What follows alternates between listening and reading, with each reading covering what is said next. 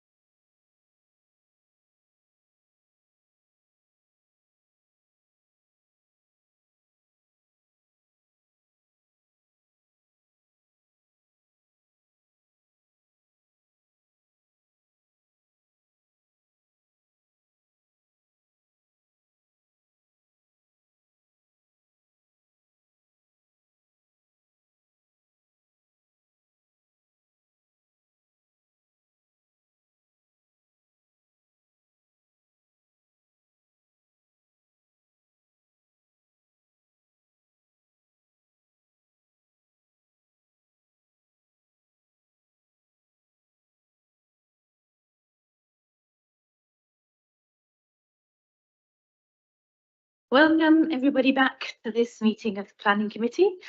I won't go through the whole presentation of instructions here, but I'll just remind you that we're not expecting a fire alarm to sound today. So if it goes off, it's for real and we need to exit the building. Just follow the instructions of the officers. And could you make sure your phones are all switched on to silent or off, preferably? And there are handouts around with information about the fact that this is going to be, well, in fact, it is live streamed and then saved to the council's YouTube channel. So it is being videoed and recorded. Lovely. So we now move on to item 11 on our agendas. This is at 16 Clausentham Road, Winchester, and the application reference is 2300283/HOU for an extension. And the officer presenting is Cameron Finch. So if you could give us your presentation, please, Cameron. Thank you. Thank you, Jeff. Okay, so this is for demolition of an existing rear projection part boundary fence. We have a 2-storey extension to the side and rear, single-storey rear extension, and then 2 dormers and 2 V-Lux windows to the side roof slope, and a new water west elevation, and then replace roof materials and alteration to existing fenestration. And this is a variation to an already permitted application 22/00180/HOU, and amended plans were submitted during the duration of the application. So we have the location plan with the site outlined in red, just showing it's at the end of a terrace there. There's a gap where there's a driveway. We then have the aerial photograph, which shows the pattern of development within the surrounding area.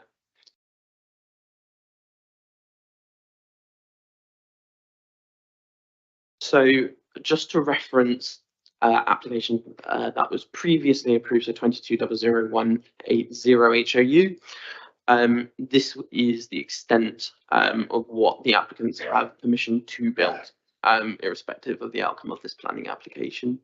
And further on in the presentation, I will provide a side-by-side comparison of this and also what is proposed in the current application.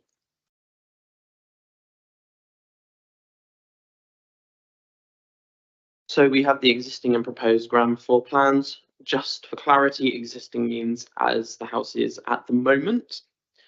You'll see on the proposed plans as we go through, they are partially hatched into red, and just for clarity, that shows the extent of the previous permission in comparison with these plans. So on the ground floor plans, you can see just here where the arrows move to, that is the extent of the additional ground floor space proposed in the application.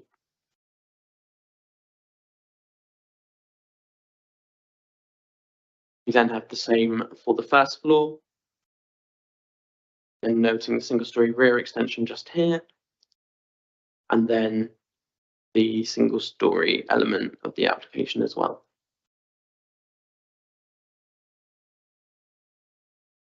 We then have the proposed second floor plans showing the area in the roof void, which the 2 dormer windows would be used to accommodate.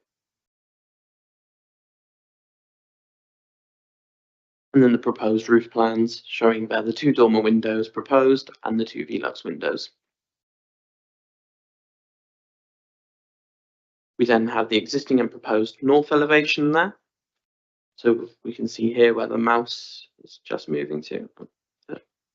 That's the front of the proposed 2-storey extension there. We then have the 2 dormer windows on the side and the V-Lux windows.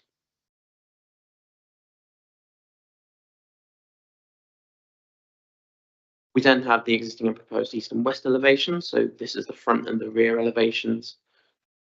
So down here on your plans, you can see just the extent there of the additional extent of the dormer, and then the ground floor addition there as well. So now for a comparison between the two. So on the left is what has been permitted. The right is what is under consideration for this planning application. just to highlight the additional built form that is proposed.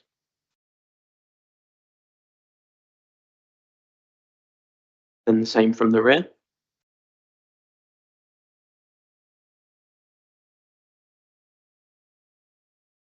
Then the same there from the side as well.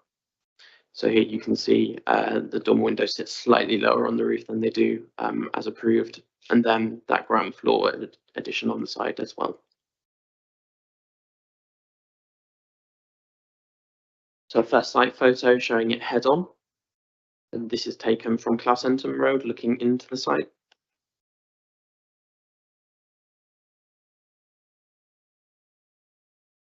Then an image showing the site looking from the northeast.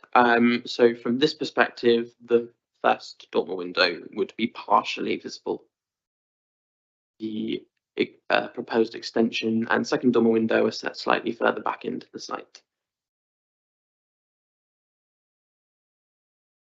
Then have the existing rear elevation and then the existing side elevation.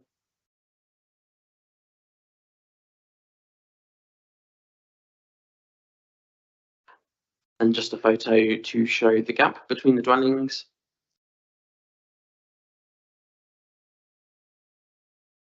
And then finally, a street view, just showing it within the context of the conservation area. From this view, I'm looking along the proposed two-storey extension, and the dormer windows wouldn't interrupt the established view that you see along here.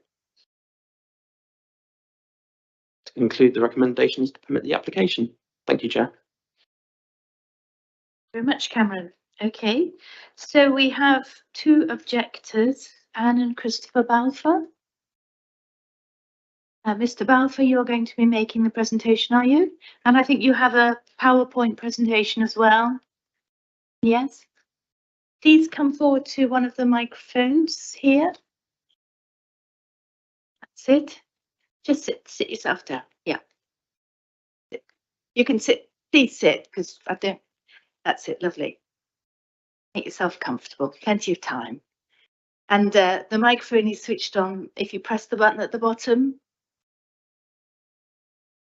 That's it, and your 3 minutes will start when you start speaking. Thank you. Is the clock coming up? Yes, it will show you on the screen how much time you have left. Thank you. The vertical walls at each end of the 3 blocks of 100-year-old buildings preserve the clean-cut appearance, which is appreciated in Clausentum Road and importantly from the South Downs National Park, including Keats Walk. If these amended plans are agreed, the extensions outwards destroy this clean-cut appearance, that is, from both the built and the natural environments. This latest planning application is the 3rd or 4th submitted. Each one seeks to increase the size and scope of the first. Even that could be considered to be an overdevelopment of the site and against the council's concern, I quote, for the conservation of the built and national environment. Also, their concern for, again, quotes, the design, appearance and layout. The continual reduction of the historic gap between the terraces and the increasing size of the dormer windows will affect number 15.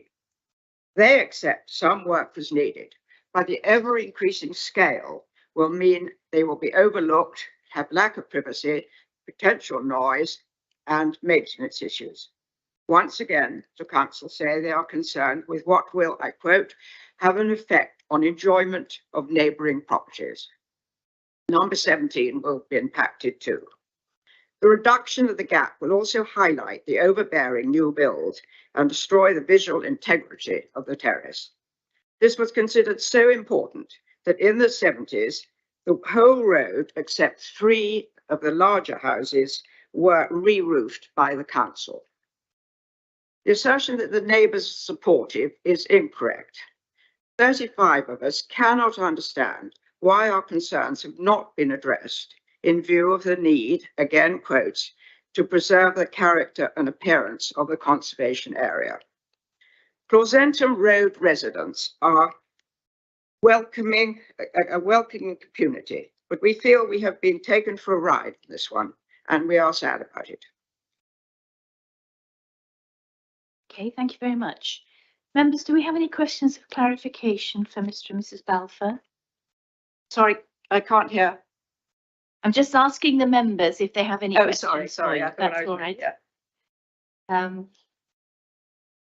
Yeah, you know that there is an existing planning permission on this site, so we have to take that into consideration when looking at these amendments, don't you?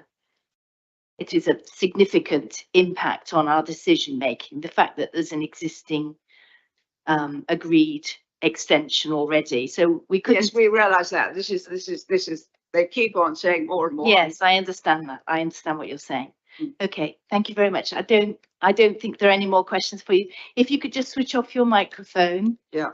And then return to your seats in your own time. Thank you.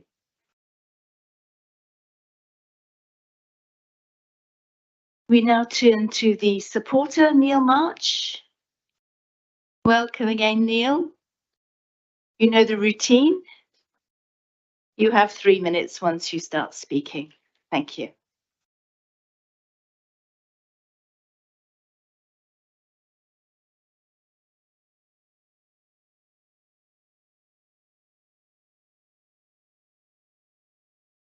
Good afternoon. My name is Neil March, Director at Southern Planning Practice. I'm here to speak on behalf of the applicants, Mr. and Mrs. Black.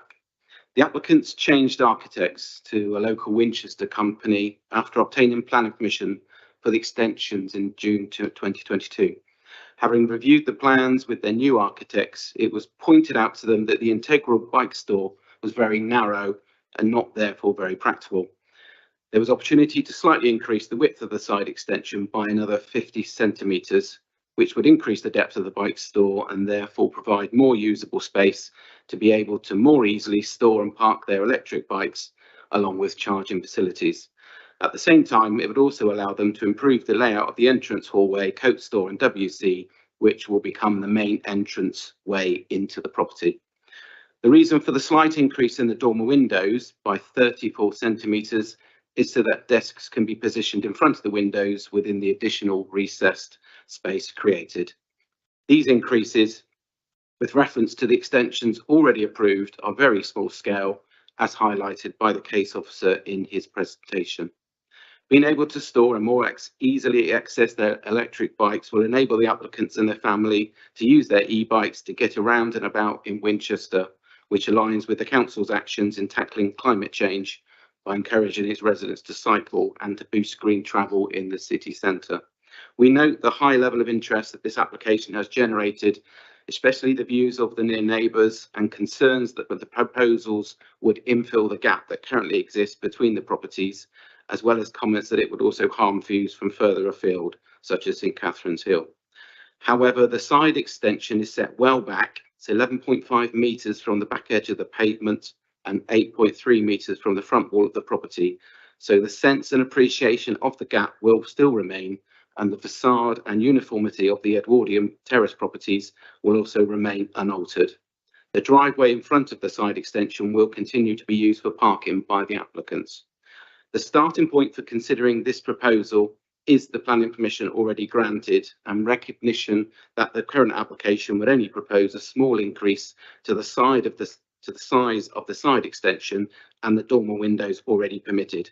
We contend that such small scale increases amounting to just 50 centimetres and 34 centimetres would not be harmful either to neighbours' properties or to the character and appearance of the area.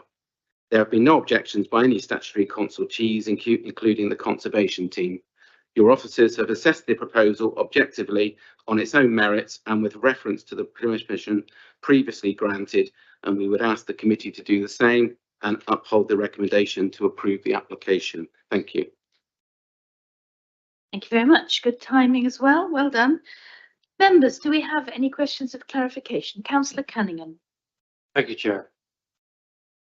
Mr. Marsh, you say that you are increasing the side extension by 50 centimetres from the extent permission. Is that correct? Yes. What does that leave in terms of a gap between the new wall and the boundary fence? I don't know the exact dimensions, but it will leave, there'll be a gateway between the side extension and the neighbouring property. The width of a gateway, Sorry, the width of a gate, yes, and the gate would be approximately 800, 900 mil. less than 1 meter. Yeah, just less than 1 meter. Okay, thank you. Councillor Reid? Thank you, Chair. Councillor Callaghan beat me for one question. The only thing is I noticed there are Velux windows being inserted. That's correct. Will these be fitted with blinds as you are fairly close to the South Downs National Park? There's no requirement to do so, but 0.01 of a kilometre, which is less than 11 yards from the boundary of the South Downs National Park. So will they be fitted with blinds? I'm not aware they will be. All I would say is that the roof line that we're talking about is perpendicular to the national park opposite. So I don't think, in my professional judgment, that would really have any major impact in terms of light spillage. Also, anybody looking at from within the national park towards these properties will be looking at a whole row of terrace properties, all with lights, windows, etc., dormers. So I within that context, I don't think that a dark night skies issue with regards to those Velux windows is majorly relevant to this consideration.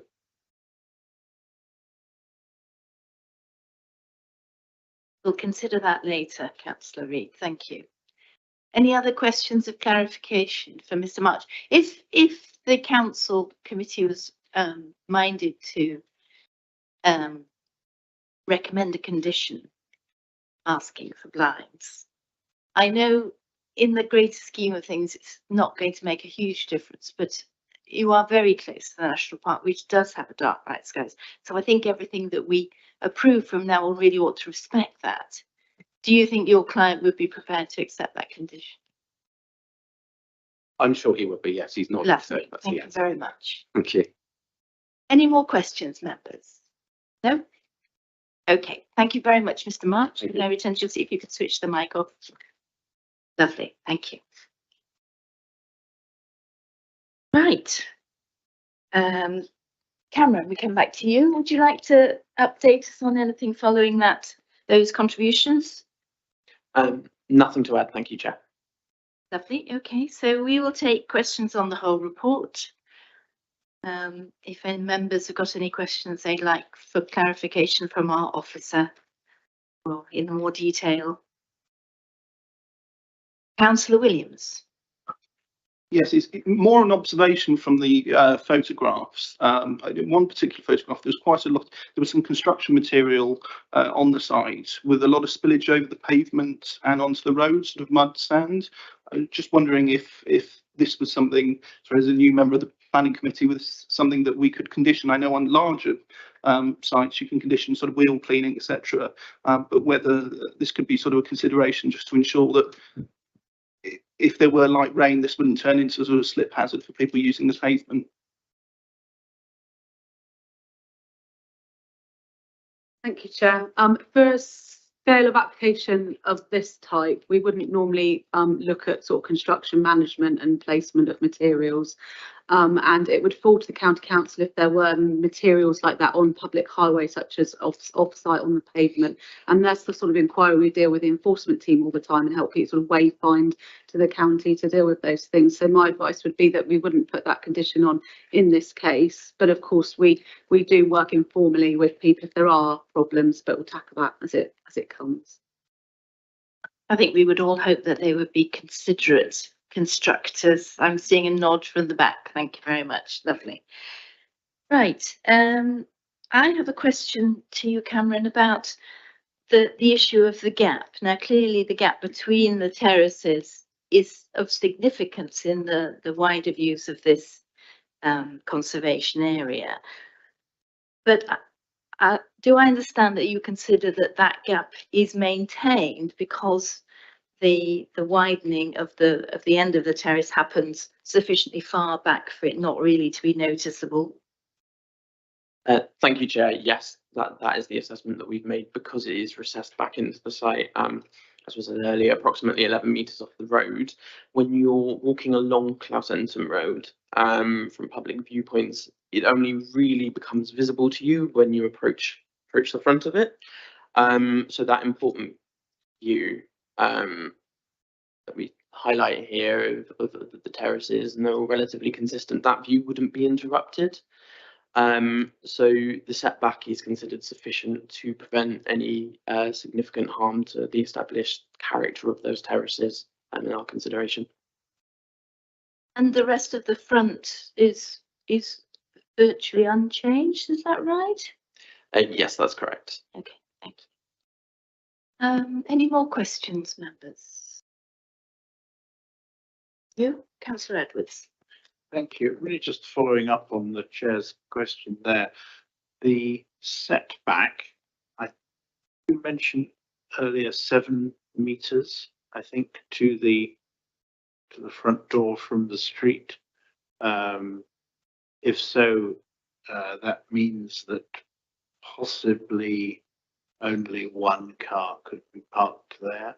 And I'm thinking about the visibility of parked cars. When we look at the street view here, one of the distinguishing characters of the road is that the front gardens are I think for the most part, perhaps all are intact, not converted into parking spaces. Would this proposal allow or require cars to be parked so that they were immediately up to the pavement? Thank you, Chair.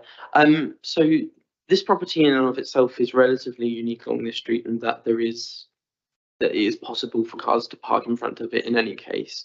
In considering the car parking standards, the SPD that we have, and assessing it in that way, it's an existing access onto that site that isn't changing. So whilst there'll be a slight reduction, there is still room to park at least one, potentially two, depending on the size. But then we are also able to take into consideration, if that isn't possible, then there's a permit scheme within the surrounding area for overspill that the applicants have access to as residents. So in our consideration, that answers that part of the SPD. But ask, has historically that property had parking in front of the house, unlike the others who have to park in the street? Or is this a new access?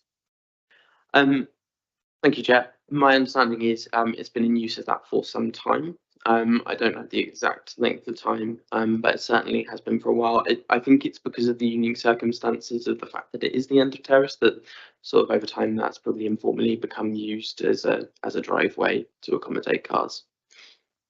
Okay, thank you. No more questions? Debate.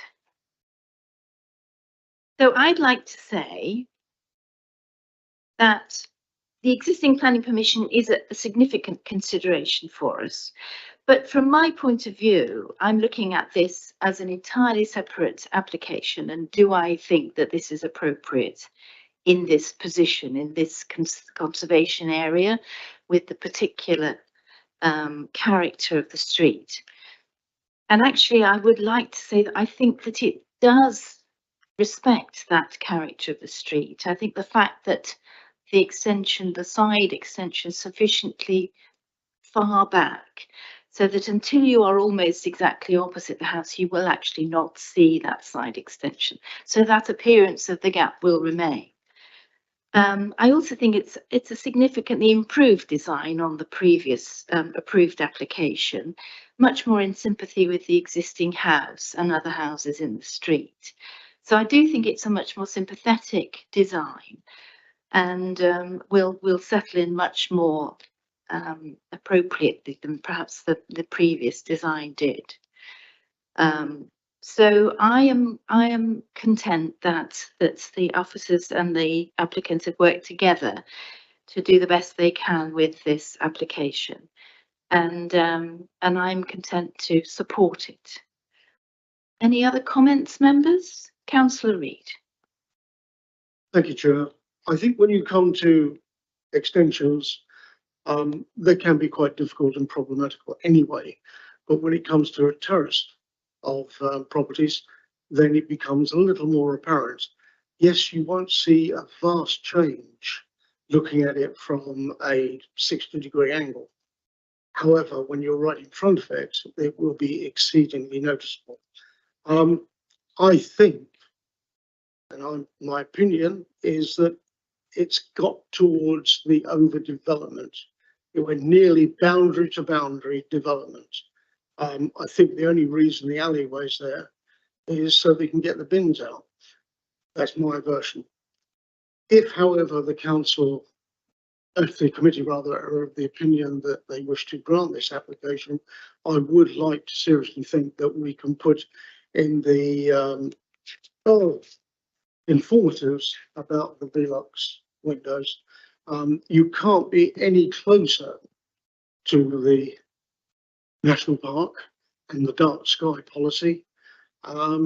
Yes, there is no policy at the moment for Winchester, but however, a barrel of light going up into the sky so adjacent, it must become very conspicuous to. Would you like to propose that as a condition, I councillor? would be happy to propose that if somebody would. I think we can justifiably accept it as a condition, it being so close to the national park, and given that the applicant has already agreed that he will do that. And you second that, councillor Cunningham?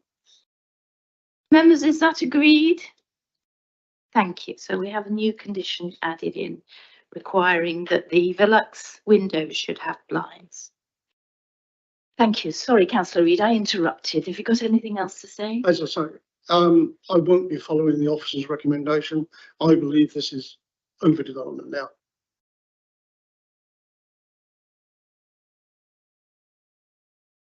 All right, if there's no more debate, we will move to, councillor Gordon-Smith. Yes, looking at the photographs, you see two very large cars parked in the existing driveway.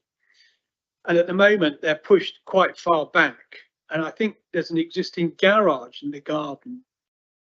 But I mean, it's probably too late to discuss this because obviously the permission has been given for one extension. But if we're talking about visual intrusions and changes to the terrace, bringing those cars forward so they're very obvious when you walk down the street, it seems to be more of a visual intrusion. As the chair pointed out, because you don't actually see the buildings in elevation until you're right alongside, and mostly you're seeing it in perspective up and down the street, and there is a gap there. But I think it sounds a bit petty to be quibbling about another 50 centimetres here and another 30 centimetres up there. But I think one has to draw a line. It's been accepted, the first bit, but I think I would agree with councillor Reid that another 50 centimetres is a bit too far. You have a planning reason. Visual intrusion and overdevelopment.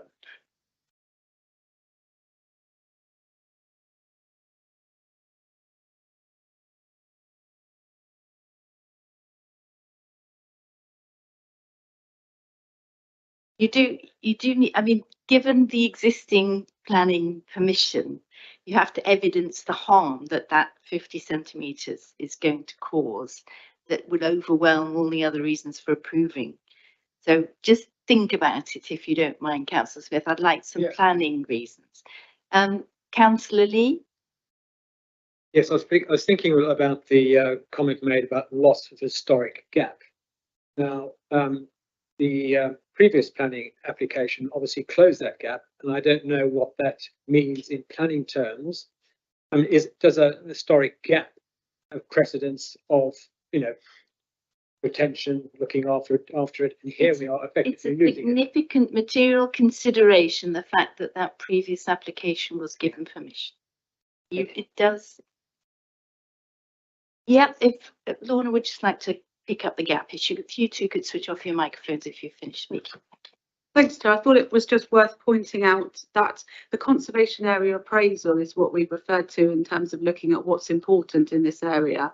And it doesn't refer to this particular gap as being a contributory factor to the heritage asset of the conservation area. What one of the pages, I think 178 in our historic assessment, what that sets out is the conservation appraisal looks at the character of the area, and in this area it's these very long lines of terraces, and so even if you close that gap slightly, it's not going to change that perception of these really long lines of terraces, which is like the other St Faith's Road, etc. That's the character of the area. So there is no basis really to sort of say that there's an importance to that gap.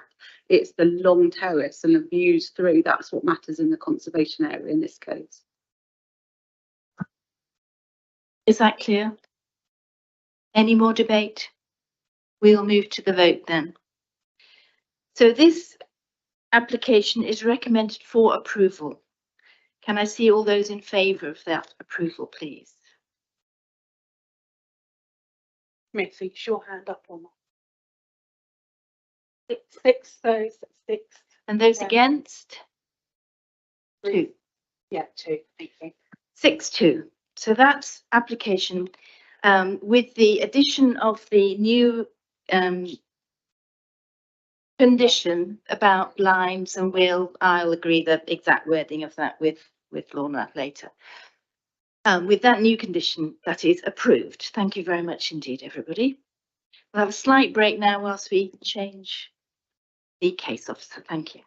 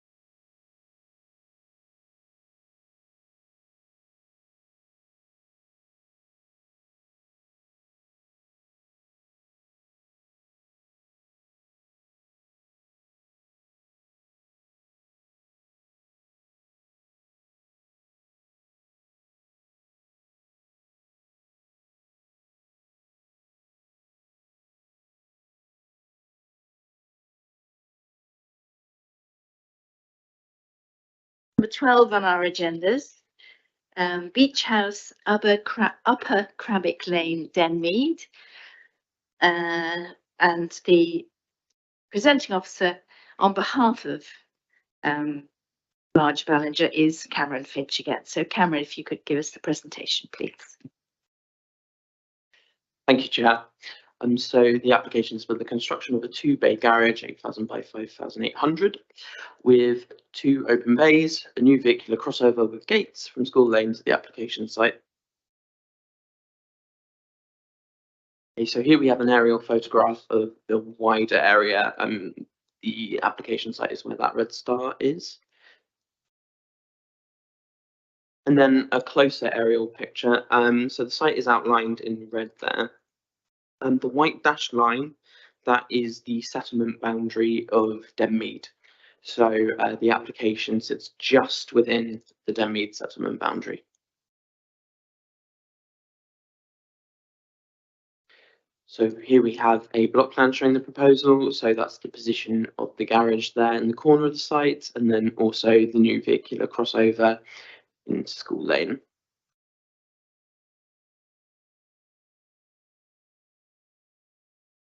So we have the proposed elevation and proposed plans there.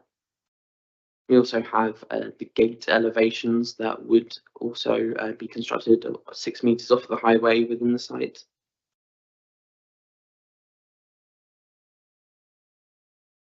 And then just to address the highways aspect of this as well. So the swing gates, as you can see there, 6 meters back from the highway. They've also provided visibility displays there. In one direction, it's 30 miles per hour. It then does change to 60 miles per hour just beyond the site. So the 215 meter visibility display is also shown there.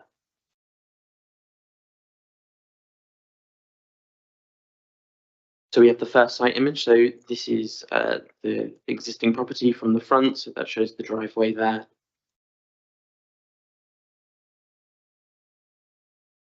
Some further pictures now looking down towards the site there, towards the rear garden in photo 2, and then photo 3 at the rear looking towards where the proposed access would be and the hedge.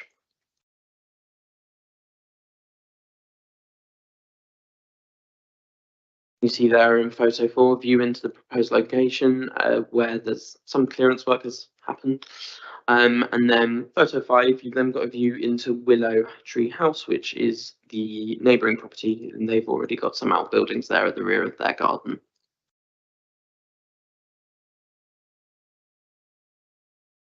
So photo 6, it's another photo of the proposed access site looking west. And then photo 7 is then looking east. And then the final image there, which is a head-on view at the area for the access. Recommendation is permission. Thank you, Chair. Thank you, Cameron. We have one public speaker, that is Councillor Paula Langford-Smith. Councillor Langford-Smith, I think you're speaking as a parish council representative, yes. I'm afraid you can't hand things out.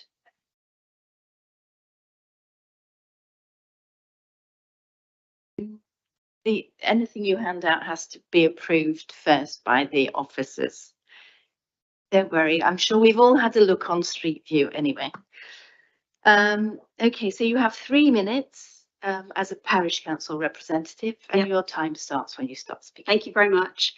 This application is on the very edge of the settlement boundary as defined in the Denmead Neighbourhood Plan. The garden is directly adjacent to MTRA4 land. Winchester's policy regarding MTRA4 land development in countryside aims to restrict domestic paraphernalia in the countryside. There is no necessity for this garage in what is a rural setting.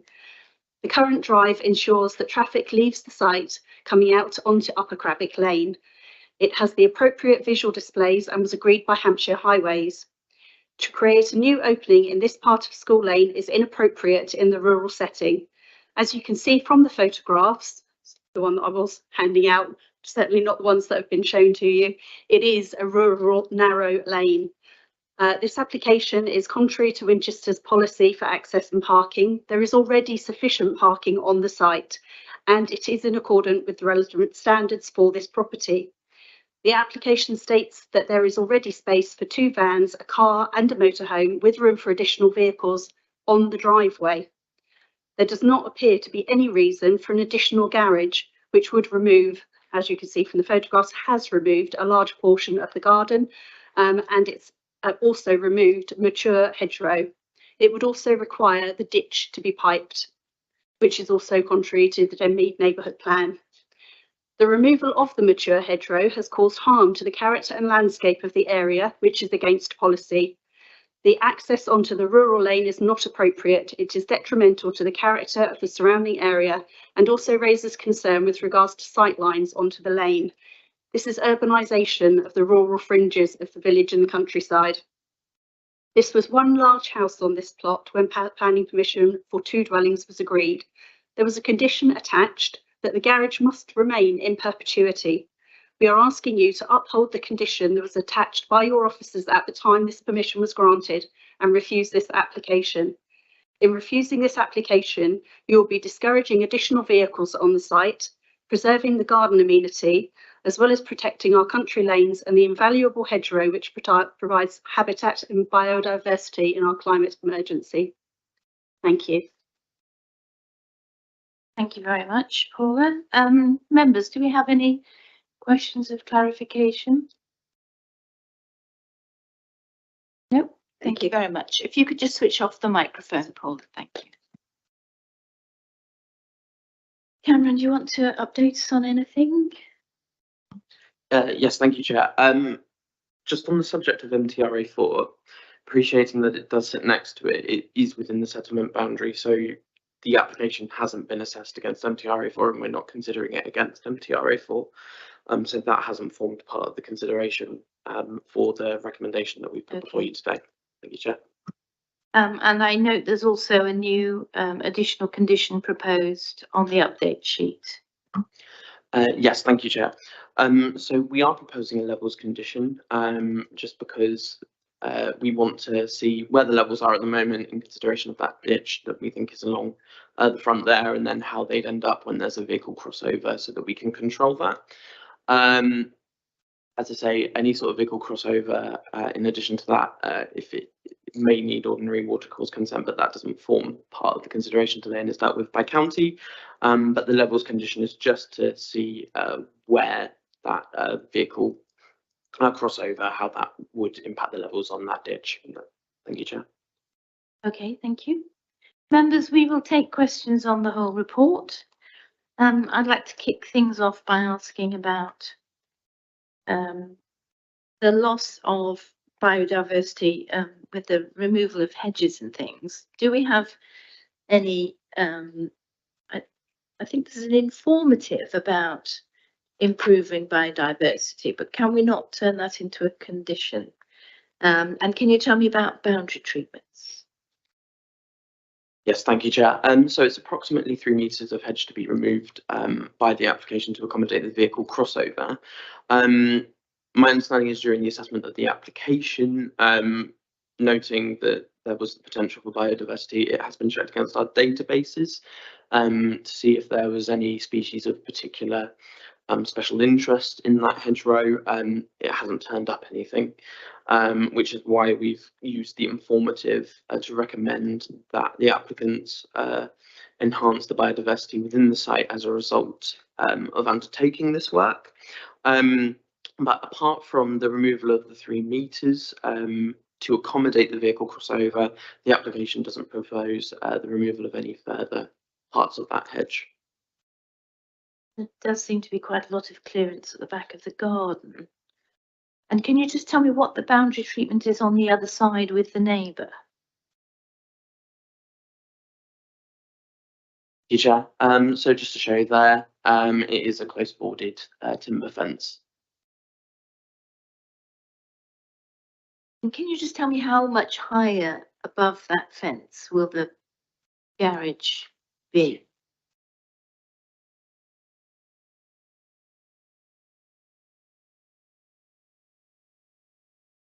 Thank you, Chair. So unfortunately, I don't have the exact measurements present, as I'm unsure of the exact measurement of the height of that fence, but it will be visible above.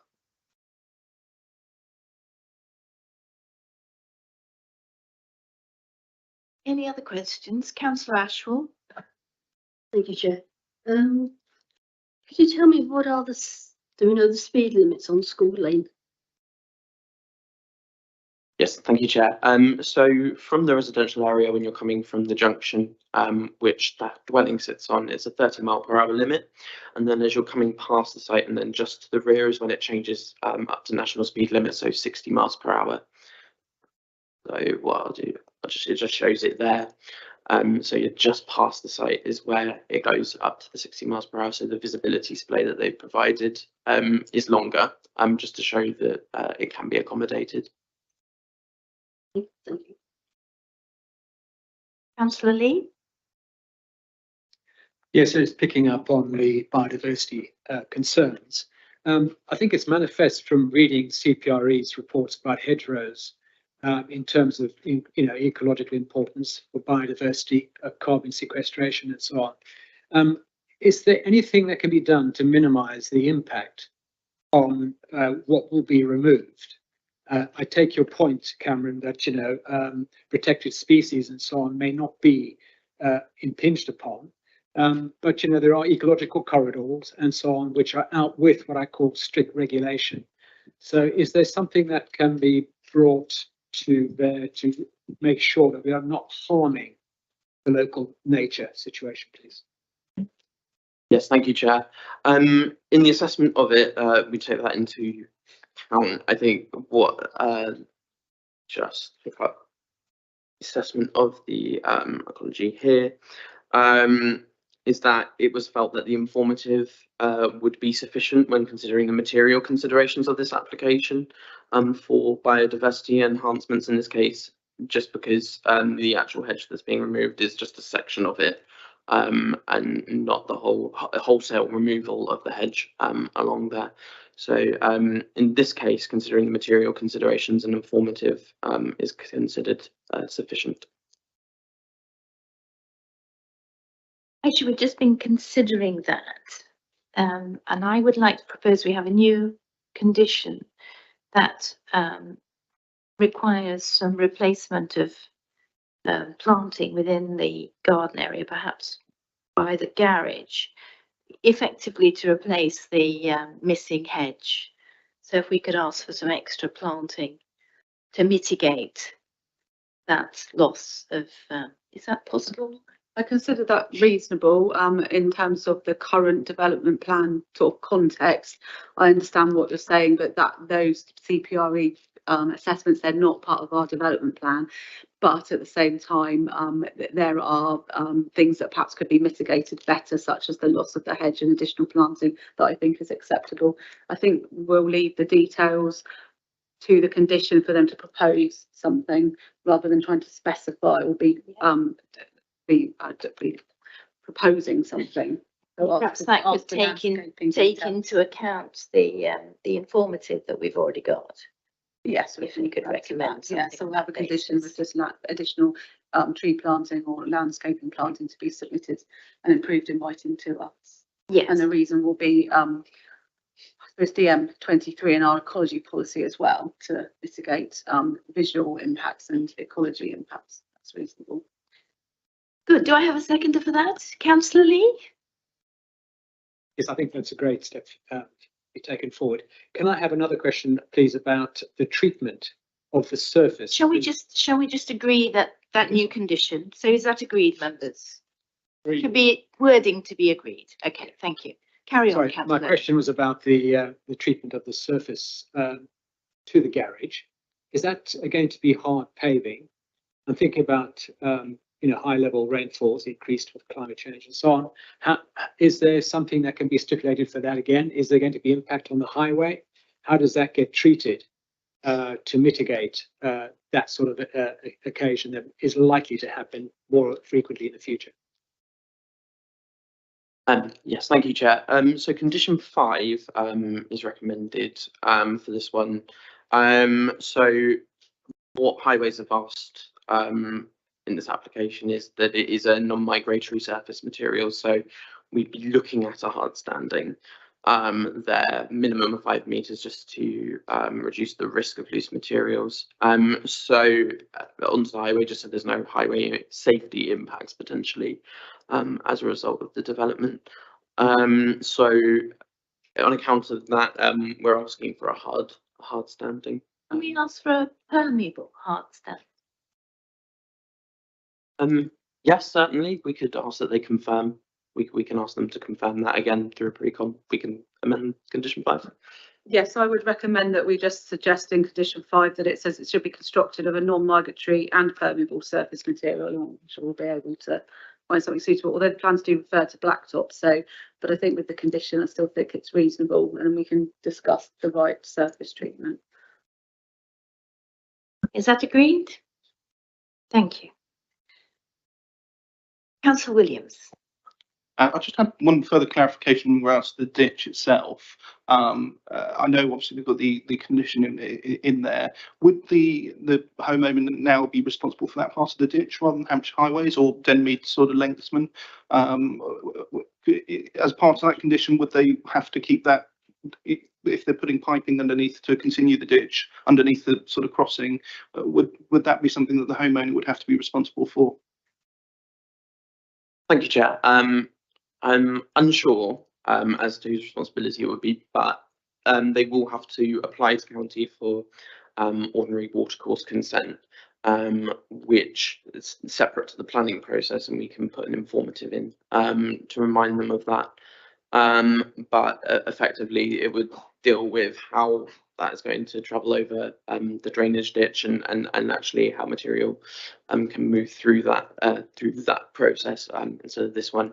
Is that answer your question? Yes, no, perfect, thank you. Thank you. So that's the new informative, is it, Cameron? That you'll add in?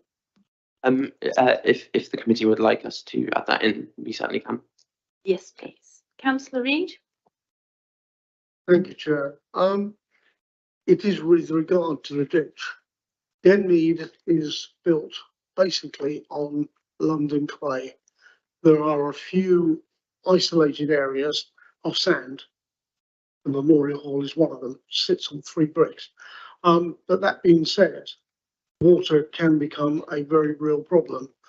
That particular part of School Lane has a very heavy camber from the centre of the road to either side.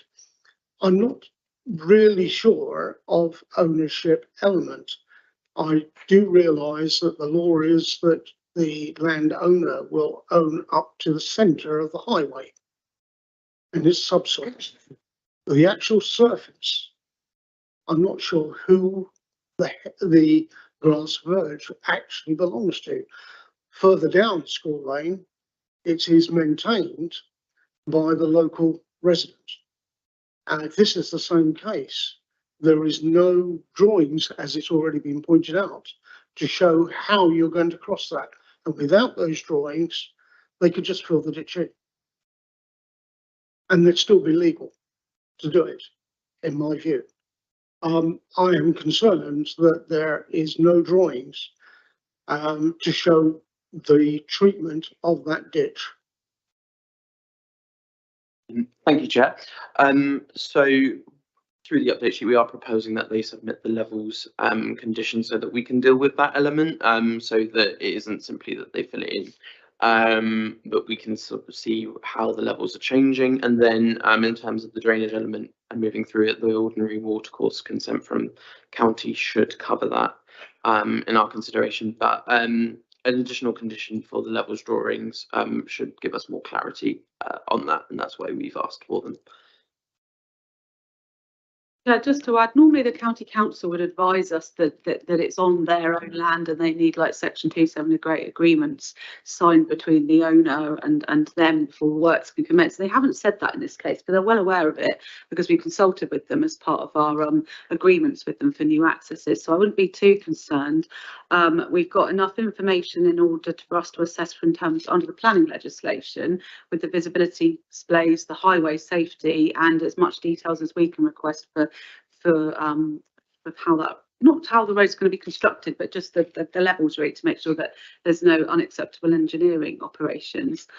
So it's likely that there's going to be another regime running alongside with this, and particularly if there are any part of that road is adopted for drainage or otherwise, then there will be additional, information outside of the planning that really needs to deal with that. It's one of those questions. If the applicant was here, they could give us a bit more clarity on it.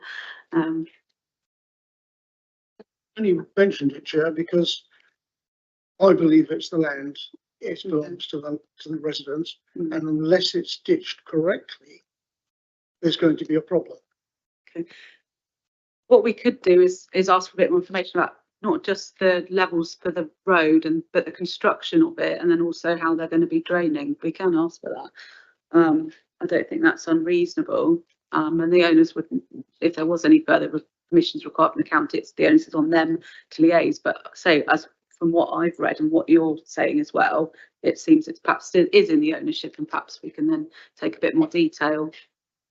You could only do that if you put that in as a condition. Yes, but if we add that to the levels condition and to require details of how the ditch will continue to drain underneath the new driveway. Yeah, with the construction details and the drainage details as well of that. Right, well, so we'll add that into that, if you're happy for us to go away and confirm those actual words in due course, but you understand the principle. Councillor Lee. I was just curious to understand, Cameron, the ditch that we're talking about, is that serving and picking up surface water runoff from the wider area into the urban area, or is it coming from the more rural aspects of the surroundings? That must surely have some bearing on what we're saying here. Thank you, Chair. My understanding of the ditches in this area, not having specific knowledge of this particular one, is that one of the main purposes of them is to help accommodate surface water runoff, and especially in this area where it is sort of on the edge of the urban area, so it's a little bit more built up. But certainly their purposes, from my understanding, is to aid in sort of accommodation of surface water runoff adjacent to the highway. I think Councillor Reid might be able to enlighten us as to which way Sure. it flows. Thank you, Chair. As I've mentioned earlier, the camber of the road really comes down, so it's clearing the road surface. So water will not only flow from the centre, but it also goes down the road because the road drops. Sorry, if you look at photograph 2, the crossroads, it drops down into Broad Lane. Considerable. From the rural side towards the more built up side. The other way around, from the built up side towards the rural side. From the built up to the rural. Not sure that that's particularly of significance, but anyway. Okay, thank you very much for that clarification. Members, do we have any more questions? No? Debate? Councillor Williams. Yes, I'm minded to support the application now that we've clarified further. So I'm a big fan of ditches, having our Bishop's Waltham linksman taking me on a tour of Bishop's Waltham, but I'm reassured that with that extra wording to the condition, that hopefully down the line this can be sorted out and it's not left or a ditch is blocked, etc. So I'm minded to support the application. Thank you very much, Councillor Williams. So if there's no more debate, Councillor Reid. Just a quickie, Chair. I viewed the property on Monday, where there were 5 vehicles in the front. So it was a tad congested, and it sits, as already been pointed out by the chairman of the parish council, it sits on the crossroads.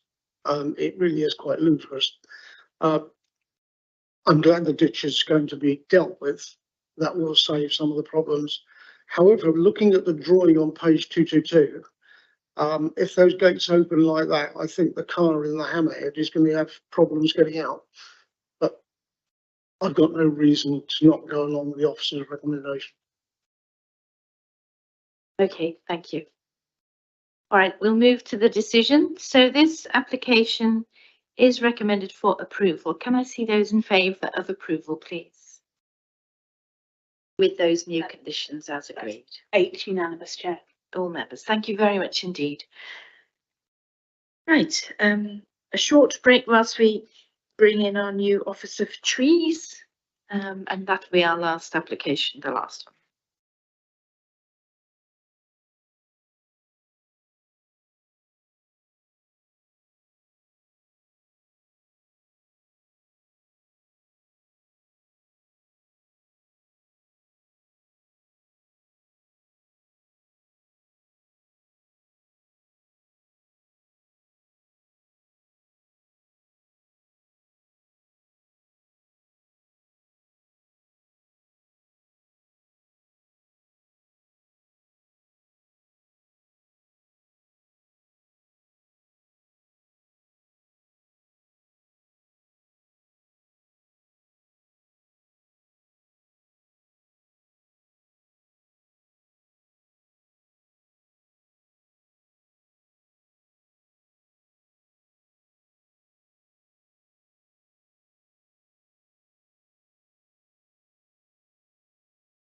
Order. Thank you.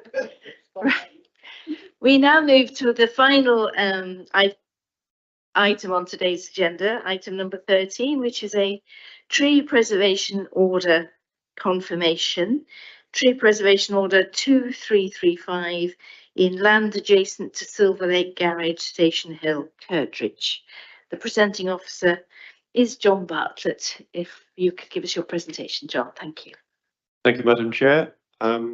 So this TPO has a partial objection to it due to several elements that are on the TPO. So I'll just address each of those in turn. So the objection concerns W1, T1 and T4, which are shown on the map here.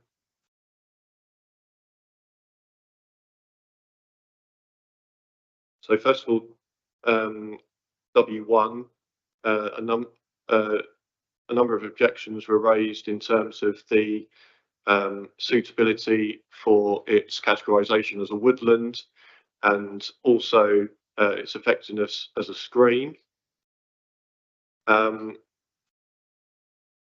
In terms of our response to that, the woodland category is seen as the most suitable category for those trees out of all the categories that can be used. There is also a BS 5837 survey that has been that we are in receipt of, that classes that large group of trees as a woodland. In terms of the screening which it offers, it's screening the previous development there and is acting as an effective screen. And you can see this on the aerial photo, where the woodland is screening the previous development there.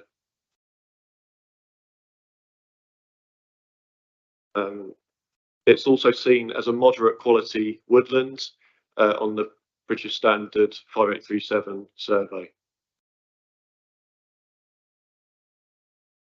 Turning to T4, this is a mature oak tree of particularly good form that is in the middle of the field there. So some of the points raised for this one were that it was not really visible to the public, but you have clear views of this tree from Botley Road. So there's several significant gaps in the hedgerow where you can see that from the public highway. So these are a number of angles from Botley Road. It's also a historically significant because it marks out a former boundary on the hedgerow, from a former hedgerow there, and also has a really good biodiversity value as well, because it supports thousands of species. And finally, turning to T1, now the main objection to this one was that it was a specimen of more kind of stunted growth. Now, it's acknowledged that this tree is a more stunted specimen, but there is significant leaf coverage in that tree and also vitality. So there's no reason why this tree can't develop into a better specimen in years to come. And there are a number of views from Botley Road to the frontage of the premises. So our recommendation is to confirm this TPO without modification. Thank you. Thank you, John. So we have one public speaker, the objector, Amy Dales. If you'd like to come forward, Amy, thank you. The microphone is switched on with the button there. Perfect. You have 3 minutes from when you start speaking. Thank you. Good afternoon, members. My name is Amy Dales. I work for IR UK Planning Consultancy, and I'm here representing Silver Lakes Garages. Although we fear the likely outcome of today's meeting will be to grant these TPOs, we felt it was very important to attend this afternoon to make clear to members why we believe you should modify this TPO to include T2 and T3, but remove the TPOs for T1, T4 and W1. The first point to address is the manner in which this TPO has come forward. The information regarding the proposed Silver Lake development, which Winchester feel poses an immediate threat to the trees in question, was provided as part of a confidential pre-application inquiry made to Hampshire County Council, on which Winchester were consulted. There is no imminent development pressure on the proposals as proposals are still being designed, and we are actively engaging and seeking the views of Winchester in good faith. So it is dismaying that instead of speaking to us, Winchester instead chooses to TPO these trees and has allowed only the minimum consultation requirement to receive our comments or objections. We agree that trees T2 and T3, whilst under no threat of felling now or in the future, are of appropriate health, form, size and location to warrant a TPO being placed on them, as they add value to the street scene on Botley Road. However, we don't agree that trees T1, T4 and W1 are of sufficient value or quality to warrant a TPO. Our arborist has indicated that T1 is stunted and it does not make a significant contribution to the visual amenity of the area. Winchester has accepted in the committee report that it is a stunted specimen, but appears to be basing the need for the TPO on the tree becoming a better specimen in future years. This indicates that it's not currently a specimen providing sufficient amenity to the area, and therefore there is no basis for concluding that T1 should remain in the TPO. T4 has only long glimpses from public viewpoints, and therefore its contribution to local amenity is limited. It could not reasonably be concluded that T4, if removed, would have a significant impact on the local environment and its enjoyment to the public, as set out in the National Planning Practice Guidance Test. We therefore challenge its inclusion in the TPO. W1 is the result of screen planting that would not exist without Silver Lake's growth to date. Crucially, W1 is already subject to protection by a Section 106 legal agreement between Hampshire County Council and Silver Lake. As such, W1 already benefits from substantial legal protection that would prevent its unconsented or premature felling, meaning that Winchester is not justified in its assertion that W1 is under immediate threat. Any TPO would unnecessarily duplicate controls already in place. Silver Lake is listening to Winchester about the importance of these trees. Following the pre-app discussions, the proposals are already being amended to retain as much of the landscape screening belt, including W1, as possible, ensuring its biodiversity and amenity value is preserved. We want to continue engaging positively with Winchester in this way, and these TPOs, as currently proposed, will make this relationship more difficult. This is why we believe that you should TPO T2 and T3, but refuse the application for T1, T4 and W1. Thank you for your time and consideration, and I hope you'll take my comments into account when coming to a decision on this application. Thank you, Amy. Thank you for sticking within your 3 minutes so well. Members, do we have any questions of clarification? No? You may return to your seat if you could switch off the mic. Thank you very much. John, did you want to respond to any of that? Yes, please, Madam Chair. Yeah, just a few points. With the category A oak tree that's in the middle of the field, that is clearly visible from Botley Road. There are clear views of the tree. It's not just like a glance. You can clearly see that tree through significant gaps in the hedgerow, and it's a significant tree in the landscape. Huge level of biodiversity, historically significant. The tree meets the criteria for the TPO. With T4, again, this is visually prominent. It's right at the front of the premises. You walk past it and you'll see it. Also driving past it as well. It's also rated as moderate quality on the BS 58377 survey that was submitted to us. And with the threat to these trees, this was all these were all identified as requiring removal to facilitate development. Now, we are consulted as tree officers. We're naturally consulted if there are implications to the trees, and we will comment on those. And as the threat, as these trees are indicated for removal, we see that as a threat that warrants a TPO, coupled with the visual amenity of the trees. Now, the legal agreement in terms of W1, we haven't seen this legal agreement. We haven't seen anything to do with that. So, as far as we're concerned, there is a threat to these trees and this woodland, which gives an important function as a screen, shielding that previous development. Thank you. Members, do we have any questions for our tree officer? Councillor Reid. Sorry, Chair. T1 could it be affected by the hard surface it's adjacent to? Oak trees are quite robust, so I mean, over time, trees can cause issues, but I don't foresee major issues at this time with that oak tree. Approximately how old is that tree? I would say towards 50 years, maybe more. At the moment, it's kind of in the earlier stages when you consider oak trees as a species. Yeah. Could I ask for clarification about the management of trees with a TPO on them? So TPO trees may be managed, may be crown lifted, may be trimmed, but obviously with permission. And presumably also may be removed if there is significant reason and mitigation in due course. Yes, you're nodding. Okay. So that's quite clear. But as we're facing this now, you consider these trees to be of sufficient merit to be given the protection of tree protection orders. Okay. Are there any more questions, members? Councillor Lee?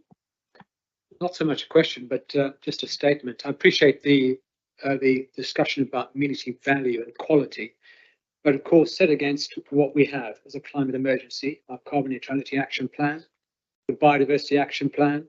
Biodiversity is in crisis. The ecosystem services of all these trees is not just about biodiversity, it's also about air quality, it's also about carbon sequestration and so on. We shouldn't forget that. I appreciate the immunity issue, but there are wider considerations that we always have in the back of our minds. Indeed, there are plenty of reasons for the TPO. Okay. Any more questions or any debate? Councillor Ashwell. Thank you. As is in my ward, I know that area very well. And these trees do screen the Silver Lake garage from the public, because that is quite an overwhelming development. So in my mind, I'm something TPO on the trees. Thank you. Councillor Williams. Yes, no, I support the TPOs as recommended, especially the trees that have been used to screen the development there. I think, having been to Silver Lake and driven across that road quite frequently, you hardly know it's there unless you're inside it. You know, to have that as a potential loss would be significant. I just also think T4, the sort of standing lonely tree in the field, you mentioned it supports thousands of species. I know if I were an owl, I'd be very much keen to live there and look across the fields. So I think it would be a significant loss if that tree were to go. Lovely. Okay. Shall we move to the decision then? This tree protection order, preservation order, is recommended for confirmation. So can I see all those in favour of confirming this TPO? That's unanimous, Chair. So that's 8 for confirmation. 8, all members. Thank you very much indeed. So that is